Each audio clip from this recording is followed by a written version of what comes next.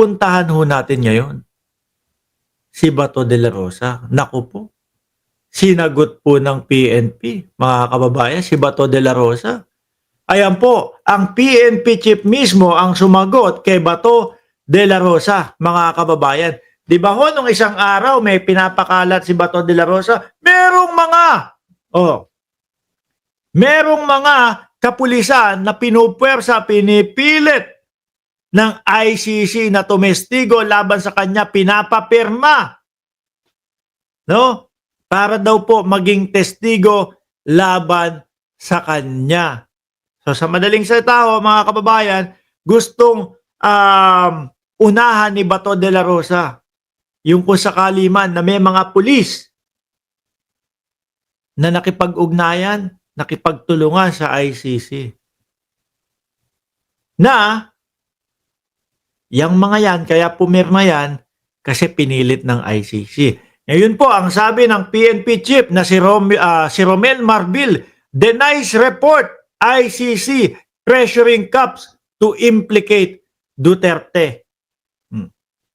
Ano po yung dininay, mga kababayan?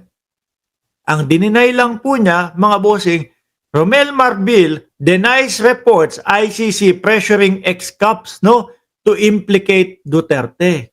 Ang dininay niya lang po, yung pamembressure daw po.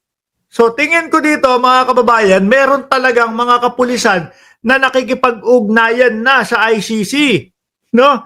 At ang sabi nga ni Bato de la Rosa, nandoon daw po sa Pasay. Kasi ang sinabi dito ni Romel Marbil ng PNP chief po, mga kababayan, idinideny yung pamumwersa o yung pinepressure ng mga ex-CAP. Pero hindi niya sinabi dito, wala pong ICC nakapasok, wala pong ICC may kausap sa mga ex-CAP. Naku po ba to? Baka nga meron ng kausap yung ICC. Pero sa pamamaraan na sila yung nakipagtulungan, na sila yung kusa at mismo na nagsabi, kami po ay makikipagtulungan sa inyo. No? Kami po ay susumpa sa inyo at lalagda na tuloy-tuloy ang aming pakikipagtulungan. Basta po, kada hearing, uuwi kami ng Pilipinas. Ipapangako po namin sa inyo na hanggang dulo makikipagtulungan kami at sasabihin namin ang mga katotohanan. Naku po ba to? Tingin ko meron ho talagang ganun eh. Ano po?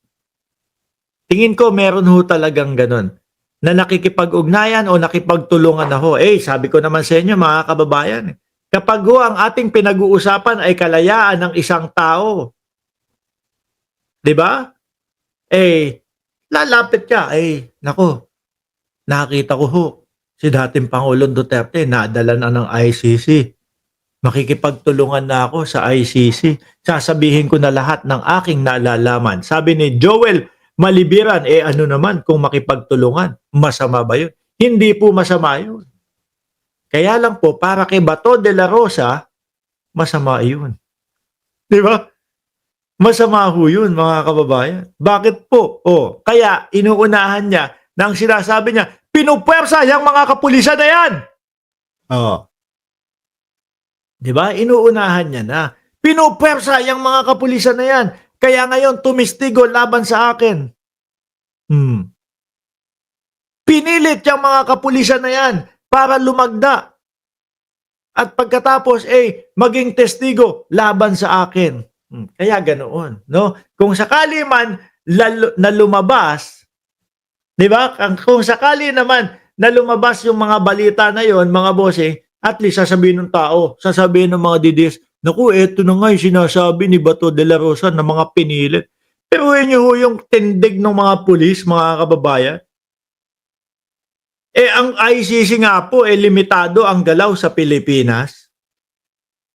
Tapos sasabihin, namimilit, pinupwersa pa. Sabi ni Gideon Butallina, Mark Ramos, dami mong alam. Salamat po.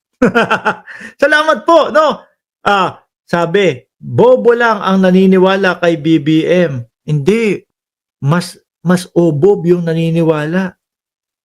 Doon sa biruin mo pinaniwala kayo nung mga vlogger nyo, si Lisa Marcos nakakulong sa Estados Unidos, sa Los Angeles, nung hinanapan nyo ng ebidensya, ibinigay sa inyo, pader. Oh, ganun yung mga BO-BO, huy. No? Kami, kada buka ng bibig namin dito, kada ibinablog namin, ayan oh, merong pinanggagalingan. Oh, may mga pinanggagalingan na totoong mga nagbabalita. Eh yung mga vlogger nyo, ano sinasabi? Naku po, ayon po sa aking puting puwet. Oh, ayon po sa aking puting ahas, ganito, ganyan.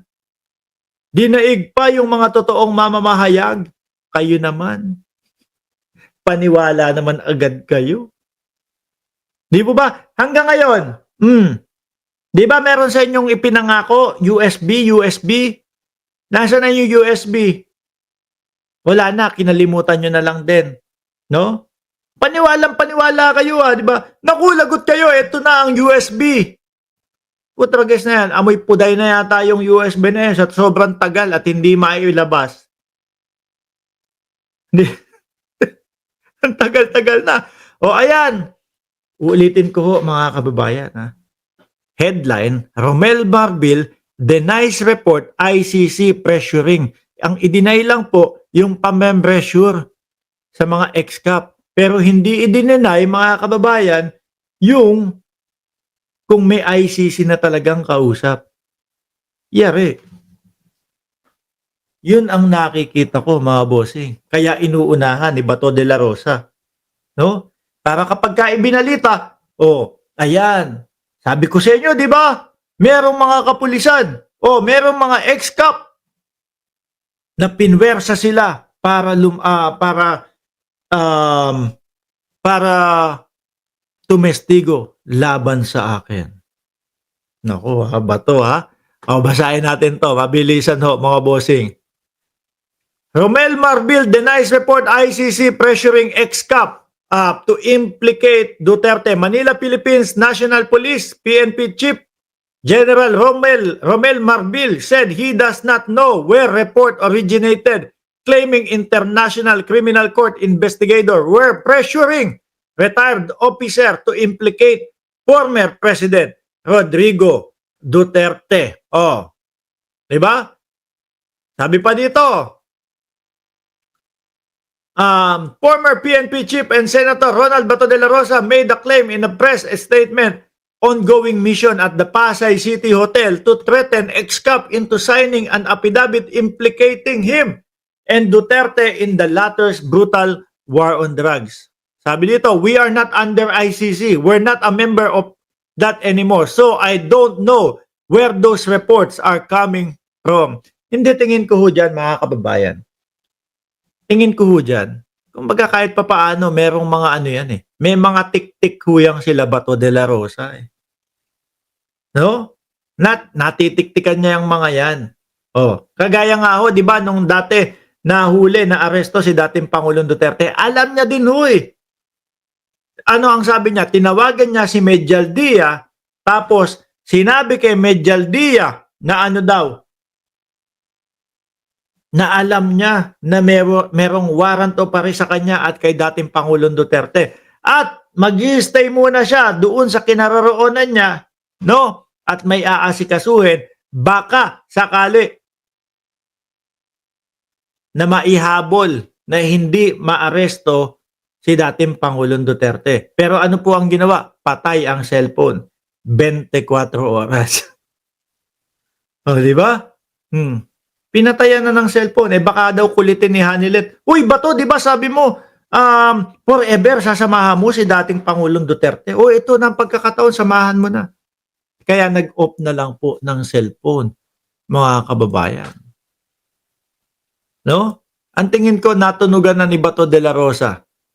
Yung mga dati niyang kapwa kapulisan o yung mga PNP chief na nakikipag-ugnayan na po. Kaya ang ano niya, ang palabas niya ay pinupwersa, pinipilit. Pinilit lang po yung mga yan para lumaban sa akin. Ganun. Sabi ni Jerry C., ang tiktikan dapat ni Bato itong si Torre. kung nasaan kasi si Torre, andoon din ang hihilahin niya papunta sa dahig. Oo nga naman, ano?